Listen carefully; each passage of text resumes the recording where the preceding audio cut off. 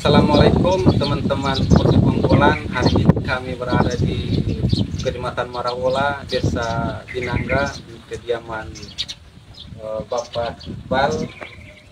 Beliau ini adalah petani hidroponik dan juga konten kreator. Mungkin sebelum mulai kami akan tanya dulu mengenai latar belakang Bapak Iqbal. Siap. Ya. Latar belakangnya seperti apa? Ya, jadi terima kasih sahabat-sahabat semua. Saya ini didatangi oleh dua sahabat yang ganteng ini, selalu menebarkan virus-virus yang menawan ini untuk kita semua. Jadi untuk latar belakang saya sendiri, kebanyakan pendidikan itu bernuansa agama. Sampai di S1 juga jurusan dakwah. Jadi tidak ada hubungannya dengan tanaman. Cuma kan namanya kita mahasiswa, setelah kita keluar dari kampus, kemudian kita di masyarakat, makanya kita harus banting setir. Karena apa? Faktor ekonomi. Berarti harus setiap beradaptasi. Iya, jadi harus beradaptasi kita. Beradaptasi dengan masyarakat sekitar. Ya, jadi kami akan mulai pertanyaan selanjutnya. Jadi kira-kira kapan bergelut di dunia pertanian, khususnya di hidroponik? Nah, jadi kan setelah musibah itu, jadi waktu itu kan ada program pemulihan ekonomi pasca bencana kan.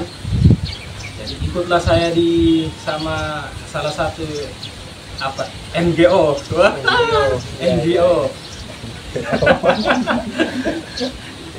Nango. Jadi pas saya ikut itu, jadi relawan, tapi namanya kan ada juga relawan. Jadi programnya itu pemulihan ekonomi pasca bencana. Jadi masyarakat yang tertimpa musibah itu bagaimana ekonominya dipulihkan lewat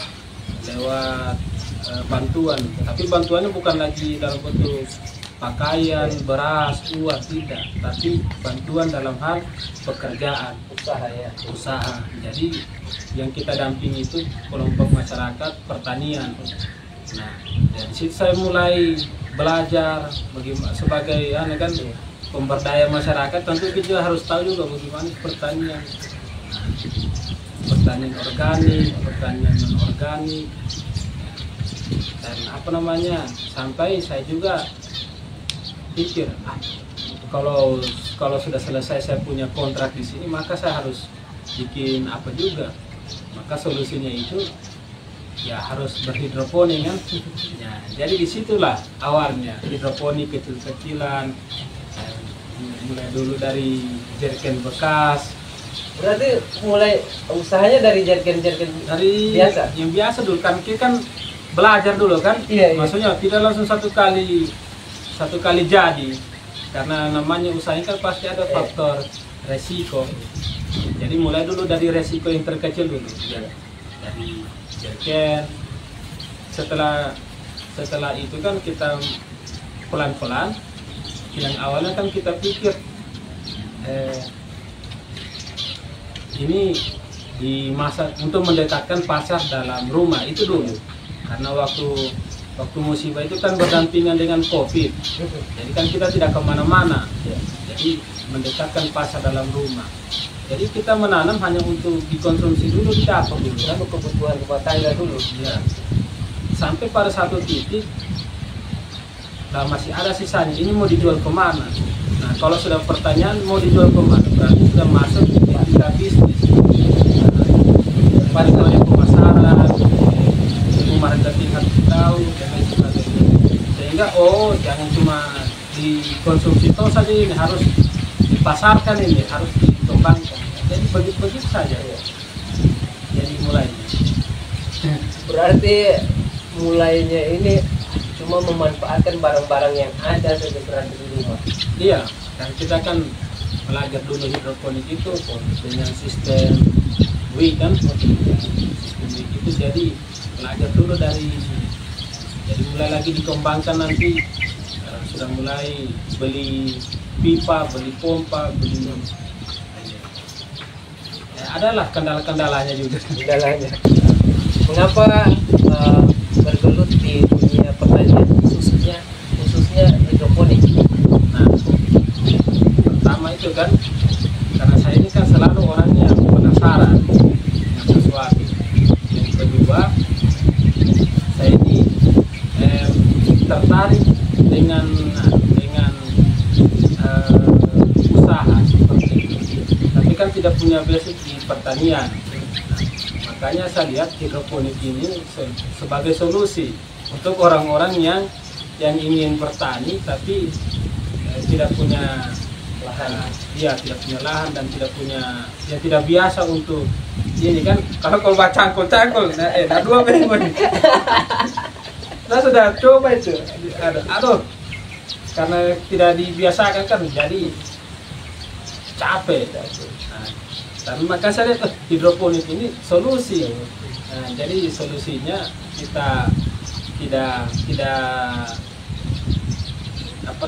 dikerja seperti kita di persawahan.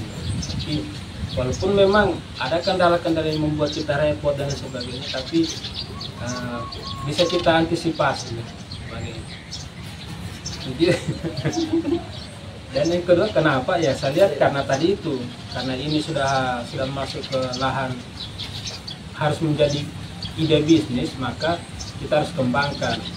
Nah, itulah yang menjadi ini, karena kita harus kembangkan karena menjadi mata pencariannya kita. Seperti itu. Walaupun awal-awal berhidroponik saya juga masih sempat kerja di tempat lain, cuma memang serius ini nanti 1 tahun belakang begini. Kenapa? Setelah jadi pengangguran. Untuk pasar sendiri, hidroponik itu bagaimana khususnya di Palu? Bagaimana pasarannya? Kalau untuk pasaran itu bagus, semua sayur, dan setiap petani itu punya pasar sendiri-sendiri. Jadi kalau semua yang bergelut di hidroponik itu ada segini, terus ternyata mereka punya pasar sendiri-sendiri. Entah mereka mungkin kemana, ke jual langsung ke customer akhir, atau mereka jual lagi ke pengumpul untuk, dan banyak kan di sini ya sudah kebab pinggir jalan itu saja sudah banyak juga. Kalau saya sendiri ada yang ke hotel. Mantap, berarti ada yang ke hotel, ada yang kalau selada yang kurang-kurang ini bisa juga jual ke pasar. Kalau di pasar sudah pasti ke pasar. Seperti itu. Teman-teman yang di kebab-kebab juga banyak. Kendala-kendala dalam bertani khususnya hidroponik apa biasanya kendalanya? Nah, kalau hidroponik ini karena menggunakan listrik kan, kita air itu disirkulasi menggunakan pompa listrik. Kita ketergantungannya dengan listrik. Nah, karena saya gunakan sistem NFT ini, jadi dia aliran air itu dia menurun seperti menurun. Jadi air tidak tersimpan di dalam pipa. Jadi kalau padam listrik, air tidak tersuplai ke tanaman, sehingga itu. Nah, kendalanya saya harus menyediakan generator kan, karena kalau pemadaman ini saya berapa kali gagal panen gara-gara itu pemadaman. Apalagi ini baru-baru ini sering mati lampu itu dari jam 9 pagi sampai jam 5 sore. Berarti salah satu kendalanya adalah pemadaman ya, Ya, pemadaman. Terus juga kendala lainnya itu kekurangan bahan baku. Biasanya kita sudah butuh nutrisi tapi nutrisinya belum ada. Yang ketiga itu persoalan hama juga. Nah, kalau kemarin ini memang terserang hama juga dia. Makanya antisipasinya itu kita gunakan pestisida yang nabati, yang organik untuk pencegahan. Untuk usaha pertanian khususnya hidroponik kan tentunya mempunyai tantangan dan resiko masing-masing ya. Iya. Untuk tips budidaya hidroponik khususnya tanaman selada. Jadi namanya usaha ini semua punya faktor resiko kan, karena sesuatu yang kita lakukan itu pasti ada saja dia punya. Memang orang bilang ya harus mental yang pertama, karena tantangannya itu sudah pasti ada saja. Karena yang menggaji kita adalah diri kita sendiri. Salah satu tantangannya itu dari diri kita. Kadang-kadang merasa malas, iya. Karena kalau sudah itu datang, karena kita kan mut-mutan juga kan biasa. Jangan dulu, kasih tenang dulu. Nontonnya dulu. Loh, iya kan? Apalagi kalau sudah ada yang panggil lagi kemana jadi. Tapi memang itu tantangan yang harus sebenarnya yang harus dalam kita berwirausaha, karena itu tadi tidak ada yang mengontrol kita selain diri kita sendiri. Itu saja sebenarnya, karena kalau kita tidak seperti itu tidak bisa juga. Pesan untuk kawan-kawan yang misalnya mau bergelut di dunia pertanian khususnya hidroponik, Ya. untuk anak-anak muda, karena kita tahu anak-anak muda sekarang ini jarang sudah untuk terjun di dunia pertanian, itu gengsi. Mencari pekerjaan itu sekarang itu susah,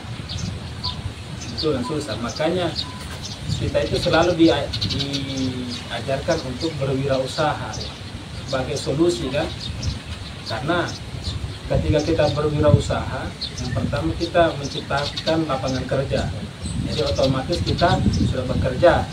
Maka sebenarnya pemerintah itu dia harus merangkul anak-anak muda itu untuk berwirausaha, karena dengan besarnya pelaku wirausaha itu menekan angka pengangguran.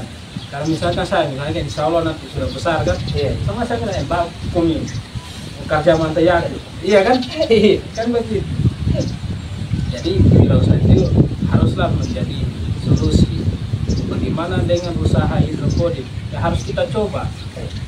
Sekarang mau tidak mau, ketika kita sudah keluar dari kampus dan sudah masuk dalam usia produktif, maka apapun yang dapat menghasilkan uang itu harus kita coba, termasuk hidroponik. Karena sekarang ini hidroponik ini wilayah pasaran sayurnya itu di Kota Palu itu bagus. Jadi usaha apapun yang kita memiliki sesuai dengan yang kita basicnya kita kan, iya. Sekarang ini biar orang cuma scroll apa semua di ini, gampang semua. Gampang belajarnya. Untuk kawan-kawan yang mau belajar hidroponik, bisa langsung belajar dari Kanda Ipal. Mungkin di platform media beliau sudah ada disediakan tutorial untuk bertani hidroponik khususnya selada. Ya, kalau YouTube itu namanya IQ Ponik. Ya. Nah, di TikTok boleh juga IQ Ponik. Jangan lupa kawan-kawan, kita ngopi. Dan terima kasih teman-teman persekongkolan. Jangan lupa ikuti kami terus di konten-konten selanjutnya yang selalu memberikan inspiratif dan edukasi. Sekian dan terima kasih teman-teman persekongkolan.